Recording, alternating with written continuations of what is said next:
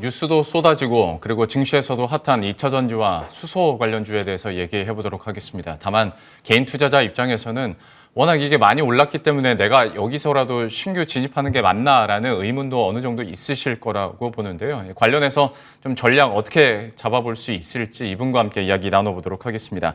이베스트 투자증권 이한나 연구위원과 함께합니다. 어서 오십시오. 안녕하십니까. 네, 안녕하세요.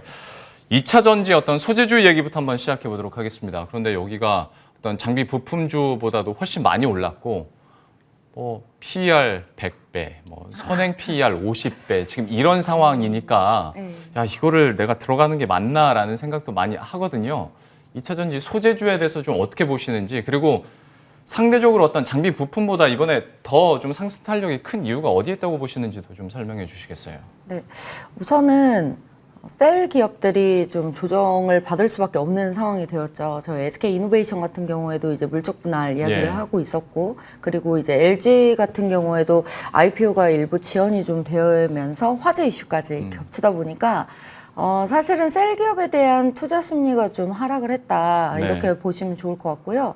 근데 사실 생각해 보시면은 기술적인 방향은 정해져 있고, 그리고 앞으로 남아있는 현지 투자에 대한 이런 모멘텀도 남아있다 보니까 그런 모멘텀과 그리고 소재주들은 특히나 실적이 좋았어요. 그래서 실적과 모멘텀이 한번 같이 이제 작용을 하면서 소재 기업들이 계속 상승하는 모습을 보이고 있었다, 이렇게 판단할 수 있을 것 같습니다. 그러니까 약간 궁금했던 게 2차 전지 내에서도 셀 대형 기업들은 좀 빼고서라도 소재, 부품 장비주들이 좀 순환매가 빠르게 돌았었잖아요. 그러다가 이제 부각을 나타낸 게 에코프로비엠이나 첨보를 필두로 해서 소재주들이 확 올라가 버린 건데 이게 주요 이유가 있었던 겁니까? 아니면 시장에서 그렇게 정한 겁니까?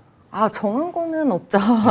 사실 에코프로비엠 같은 경우에는 우선은 LG 쪽에서 이제 화재가 났다. 이렇게 되면은 LG 관련 서플라이 체인들은 사실 약간 변동성이 있을 수밖에 없는 상황이었고요.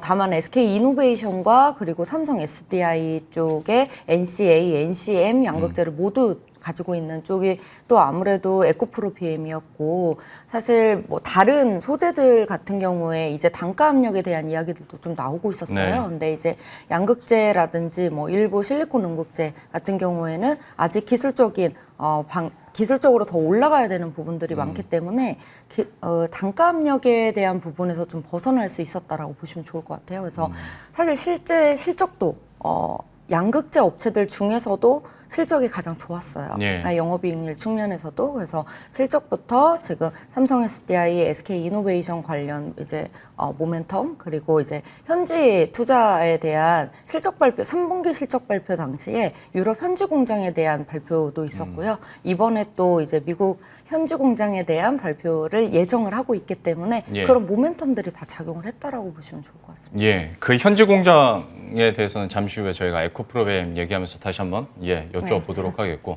아무래도 단가 압력에서도 자유롭고 각종 모멘텀들이 함께 있다 보니까 2차 전지 소재주들이 이번에 상승 탄력을 계속 더 크게 받아가고 있는 상황인데, 지금 소재주들과 관련해서는 어쨌거나 국산화랄지 수직 계열화랄지 여기에 대한 관심도가 많이 있는데, 결과적으로 이제 앞으로의 공급을 얼마나 소화를 해내고 수익성을 높여가느냐, 이 문제로 귀결이 될 것 같습니다. 여기에 대해서 국내 기업들의 경쟁력은 좀 어느 정도로 판단하십니까?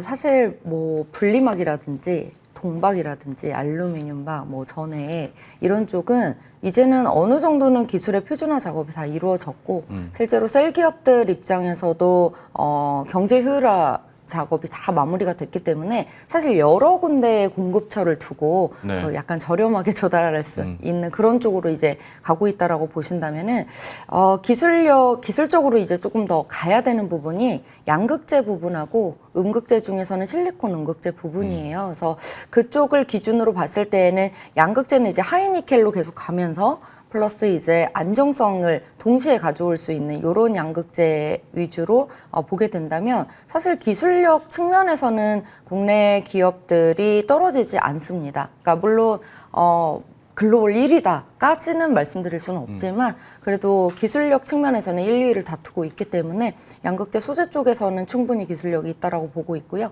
실리콘 음극재는 아직은 조금 더 올라가야 될 만한 룸이 있습니다. 그래서 이제 우리나라의 대주전자재료라든지 아니면 나노신소재 이런 종목들이 거론이 되고는 있지만 네. 사실 이제 뭐 중국의 샨샨이라든지 아니면 BTR이라든지 이런 그리고 일본 업체들 같은 경우에도 아직 기술적으로 더 올라가야 될 부분들 어느 쪽이 더 우위가 있다라고 말하기 어려울 정도로 뭐 실리콘 음극재 5% 이상으로 올라가려면은 아직은 그건 좀 지켜봐야 된다 이렇게 보고 있습니다. 아무래도 설명해 주신 그 포인트 때문에 주가들도 그대로 좀 반응을 하지 않았을까라는 생각도 드는데 큰 그림에서 전체적으로 봤을 때는 제가 앞서 말씀드린 것처럼 워낙 많이 오른 게 사실이기도 하고 이런 상황에서 내가 비중을 확대하는 게 맞나라는 생각도 당연히 들 것 같습니다. 어떤 밸류 측면에서 봤을 때 2차 전지에 대해서 물론 모든 증권사들이 다 좋게 전망하고 있는 건 그렇죠. 알고 있긴 합니다만 어떻게 판단하세요? 우선 저 밸류가 높긴 높습니다. 높은 건 사실인데 이게 밸류가 점점 더 올라가느냐라는 측면을 보셔야 될 것 같아요. 그러니까 이익이 계속 상승하고 있어요. 네. 대부분은 증권사에서 추정을 하는 것보다는 조금씩 낮게 나오거든요. 예. 근데 더 높게 나오고 있습니다. 지금 소재 쪽 같은 경우에는. 그렇게 되면은 사실 기존에 저희가 이제 밸류에이션 추정을 할 때 타겟 멀티플로 잡는 그 타겟 PER 네. 같은 경우에는 그대로 있으면서 이익 추정치가 올라가면서 계속 목표 주가가 올라가는 거기 때문에 그러한 측면과 그리고 아직 남아있는 모멘텀 측면으로 봤을 때는 아직도 상승 여력은 있다라고 보고 있습니다. 그 설명해 주신 그 멀티플은 그대로 고정이 돼 있으면서 실적이 계속 잘 나오며 PR이 계속 높아지고 있는 대표적인 종목이 이제 에코프로비엠이 될 텐데 어떻게 보세요? 시총 10조 원 어제 장중에는 찍었고 이제 종가 기준으로도 거의 이제 기정사실화된 것처럼 얘기가 많이 나옵니다. 실적에 대한 기대감들도 상당하고 그런데 1년 반 만에 이제 10배가 올랐으니 여기에 대해서 고민도 사실 없진 않습니다. 에코프로비엠에 대한 투자 포인트들 좀 짚어주시겠어요? 우선은 그러니까 쉬지 않고 올라온 건 사실입니다. 쉬지 않고 올라오기는 했지만 뭐 앞서서 말씀드렸듯이 실적이 워낙 좋습니다. 네. 그래서 우선은 양극재 기업들 중에서도 실적이 좋은 편이고 거기에 이제 에코프로 계열사로 뭐 에코프로 CNG라든지 이노베이션 쪽에서 저희 앞단에 있는 수산화 리튬 가공이라든지 아니면은 리사이클링 같은 것들도 시작을 하고 있기 때문에 네. 내년 가면 아마 영업이익률이 더 좋아질 겁니다. 그래서 그런 측면이 우선 첫 번째 실적이 좋다. 3분기 실적도 좋고요. 그래서 그렇게 보고 이제 두 번째로는 저희 모멘텀이 아직 남아 있습니다. 네. 지금 10월 중반 정도에는 미국 현지 공장에 대한 투자가 아직 안 나왔잖아요. 네. 그럼 여기가 이제 애드업이 돼야 되는 부분이 있는 거죠. 그래서 그렇게 된다면은 또 이제 물론 2024년 실적 추정치겠지만 점점 이제 미래에 대한 수주라든지 이제 캐파 증설에 대한 부분들이 계속 상향이 되면서 이런 모멘텀으로 좀 작용을 할 수가 있습니다. 그리고 뭐 마지막으로는 항상 이거는 제가 에코프로비엠에서 잡고 있는 투자 포인트이기는 하지만 하이니켈에 대한 기술력 그리고 단순 하이니켈이 아니고 조금 안정적인 양극재에 대한 기술력을 좀 보유를 하고 있기 때문에 좀 실적과 모멘텀과 기술력이 함께 갖춰져 있는 기업이다라고 보고 있고요. 다만 뭐 저희 마지막 모멘텀인 미국 현지 공장 투자에 대한 이야기가 나오게 된다면 네. 일부 변동성은 있을 수 있겠죠. 뉴스가 네. 나왔으니 네, 차익 그렇죠. 실현 매물로. 일부는 있겠지만 그게 저희 이제 뭐 그 이전에 그 정도의 올라온 만큼의 하락폭이 있을 것이냐 그거는 좀 어렵다고 보고 있어요. 왜냐하면 그렇죠. 네. 성장성이 이미 보여주고 있고 이게 주가가 오르면 오를수록 계속 좋은 그림들만 보여주고 있기 때문에 장기 성장성에 대한 부분은 이미 시장에서 충분히 인지를 하고 있지 않나 이렇게 보고 있습니다. 10월에 발표될 것으로 예정되어 있는 미국 현지 공장에 대한 그 발표들로 다시 한번 좀 투자 상승 모멘텀 얘기를 해주셨고 삼성 SDI의 투자 소식도 좀 구체화되면 될수록 또 모멘텀이나 수혜를 받아갈 수 있는 부분이기 때문에 여기에 대해서도 뉴스 팔로우업은 계속 해야 될 것 같습니다. 에코프로비엠에 대해서 궁금하신 분들이 많을 것 같아서 한번 지금 주가 수준이 몇 년도 그 실적까지 좀 끌어다 썼다고 저희가 봐야 될까요? 저희 내년 내년까지. 내년 것만 가져왔기 때문에 사실 지금 하반기지 않습니까? 2021년. 그러면 무리하게 가져다 쓴 건 아닙니다. 그런 건 아니네요. 네, 네. 그리고 이제 밸류 측면에서도 막 우리가 50배 뭐 이런 말씀을 하시는데 사실 내년 그러니까 매출액 증가율, 매출액 성장률 측면에서 보시면은 해마다 한 50% 이상씩 성장을 하고 있습니다. 심지어 2022년에서 2023년 넘어가면은 60% 이상의 외형 성장이 나오고요. 사실 가장 중요한 해는 2024년이죠. 그렇죠. 2024년부터는 거의 폭발적으로 성장이 이루어질 거기 때문에 그런 측면에서 보신다면은 아직 밸류 수준이 그렇게 무리하진 하진 않고 적정하다 이렇게 볼 수 있겠죠. 그러니까 차트 느낌으로 봤을 때는 한 2, 3년치는 땡겨오지 않았을까라는 생각을 하실 수도 있겠지만 지금 어떤 이익 성장률에 대한 기대감들이나 수주가 워낙 크게 나오고 있다 보니까 뭐 땡겨 쓴 것도 한 1년치 정도밖에 얘기가 안 나올 수밖에 없고요. 에코프로비엠에 대해서는 추가적인 상승 모멘텀 계속 기대를 해보도록 하겠습니다.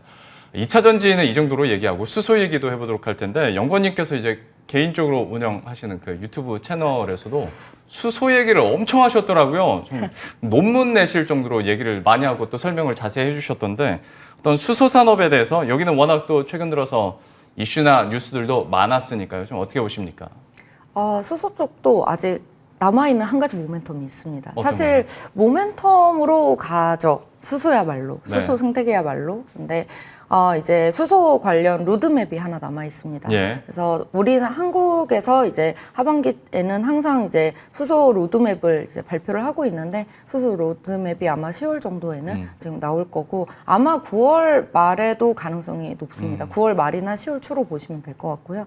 이렇게 된다면 이제 마지막 남은 수소 모멘텀 때문에 조금 더 플러스 요인이 있을 테고 그 로드맵이 또 발표되기 시작하면은 작년하고는 좀 다르게 올해 같은 경우에는 정부 주도라기보다는 기업 주도에서 또 많이 움직이고 있습니다. 예. 기업에서 움직이고 있다라는 거는 굉장히 긍정적인 부분이라고 보실 수 있을 것 같고요. 그럼 관련된 기업들에 대한 다양한 정책들이 나오게 된다면은 좀 더 의미 있게 갈 수 있지 않을까 이렇게 보고 있습니다. 아무래도 정책적으로도 정부에서 수소 관련 산업은 끌어주고 있고 또 기업 협의체들도 지금 다 구성이 돼 있는 만큼 다시 한번 정부에서 로드맵이 나왔을 때 폭발력을 가지고 좀 모멘텀을 받아갈 수 있지 않을까라고 얘기를 해주셨는데 수소 관련해서는 그러면 혹시 연구원님께서는 탑픽을 좀 어디로 보고 계신지 이것도 궁금하네요.